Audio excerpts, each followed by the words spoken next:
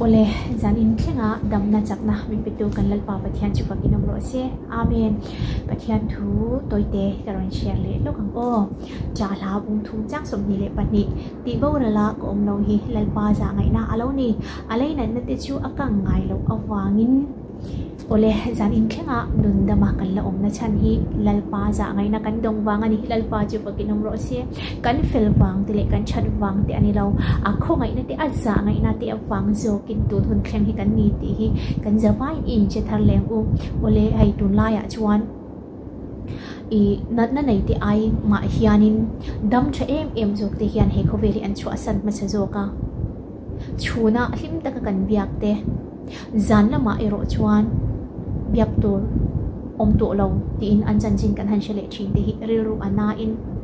ril ru a shi om chin le tu kan i tro ta chuan enge ti chuan kan nun na hi kan thu ani lo chin zia alang chen em maya Jokopa bungli chang song pali na chuan naktu ka chuan enge lo omdon in she si lo in nun na chu enge ni chum re lo te lo langa ral le mai thin ang hi in ni si a alo ti zan ina nung da malo om te po hian naktu hi kan thleng don nge don lo ti tu man kan shelo naktu hi a hian enge alo naktu hian enge aron her chho pui don ti po tu man kan she hek lo chumi ani wang chuanin kan tun hun hi apoi mo le tuka kan tun hun hi khongai na hun chu ani kan tun hun hi chandam na hun chu ani zanina ladam te hianin kan tun hun hi imang thangu o lalpa hi shetu cheu ni lawin nun pui tu le nun chua pui tu iniang o kan nun chu lal iswa kristan nun hi ani a chuchut nun chua pui tu te inia u zan ina hian chuan kan zan in hun te a hluli tuka haulam mai in imang lawang u a khongai na a za ngai na ani ti hi she thar le u chumi pia lama ka soitel du pakhat chu khoi puna po kaldon la lal iswa krista hi lo som til zel turin ka du che lal iswa krista tel lo chuan khoya ma lo kal chu o lal iswa tel lo chuan mo lal iswa kan som tel lo chuan mo kan him lawa